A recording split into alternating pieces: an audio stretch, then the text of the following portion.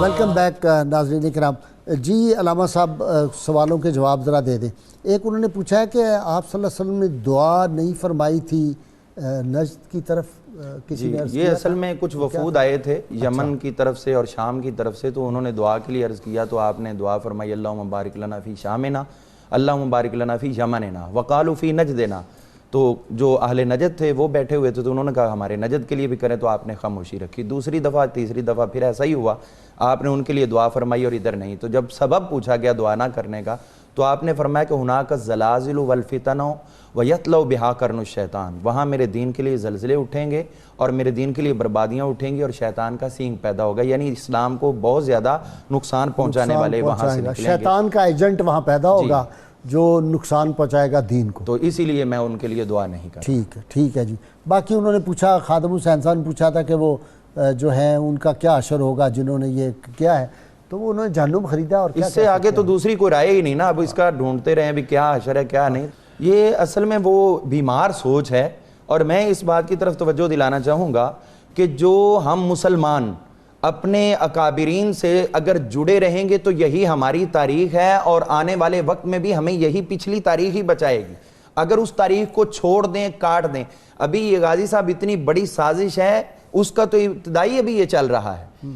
پہلا تو سٹیپ یہ تھا کہ وہ نشانات ختم کریں، لوگوں کو نشانات دے کے مزارات دے کے صاحب مزار سے الفت رہتی ہے. آپ دیکھیے کتابیں لوگ اتنی نہیں پڑھتے، داتا صاحب رحمۃ اللہ علیہ کے مزار شریف کو سب جانتے ہیں. بالکل صحیح بات. تو یہ مزار جو ہوتے ہیں یہ لوگوں کے لیے براہ راست ایک رہنمائی کا فریضہ بھی سر انجام دیتے ہیں. بہت اچھا. تو پہلا سٹیپ تو یہ انہوں نے رکھا کہ پہلے یہ نشانیاں ختم کرو.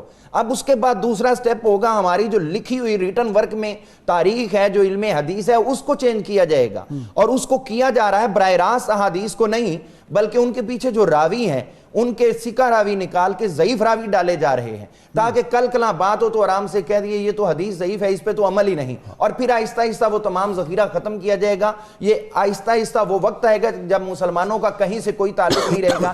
اسی لیے ایک فتنہ اس سے پہلے شروع کیا جا چکا ہے جو منکرین حدیث کے نام سے ہے کہ ہمیں صرف قرآن کافی ہے. نبی کریم رؤوف رحیم صلی اللہ علیہ وسلم نے جہاں اتنی بڑی بشارت دی. کل ایک نا انڈیا کی بیٹی ہے، میری کوئی پوسٹ لگی ہوئی تھی کہ اسلام کی فطرت میں قدرت نے لچک دی ہے، اتنا ہی یہ ابھرے گا جتنا کہ دبا دیں گے.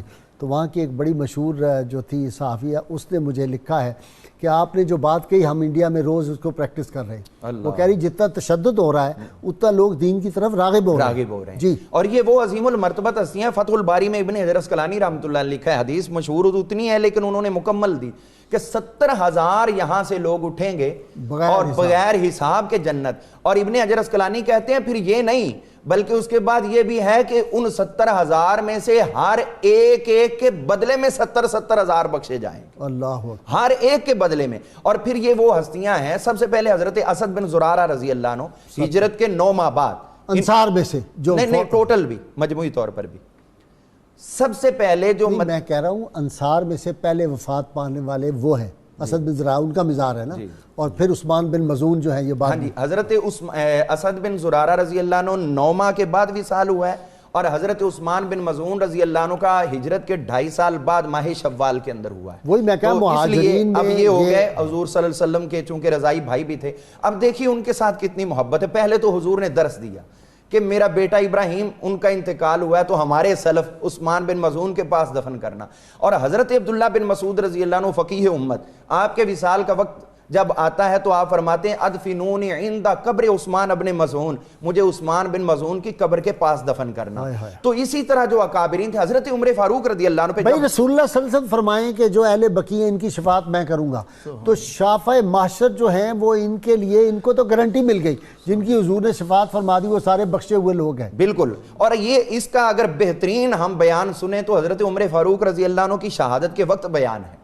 آپ جب حملہ ہو گیا تو آپ نے ایک قاصد بھیجا اپنے صاحبزادے کو کہ جاؤ حضرت ام المؤمنین عائشہ صدیقہ کے پاس اور انہیں کہو کہ مجھے دفن کرنے کی اجازت. اور کہنا کیسے؟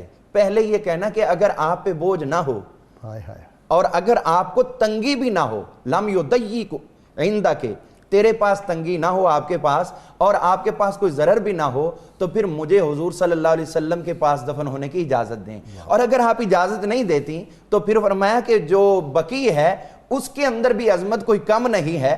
وہاں حضور صلی اللہ علیہ وسلم کی صاحبزادی دفن ہے, اور پھر کہا وہاں امہات المومنین دفن ہے, اور ساتھ ہی یہ بہت بڑا جملہ بولا آپ نے, فرمایا میں عمر سے بہترین صحابہ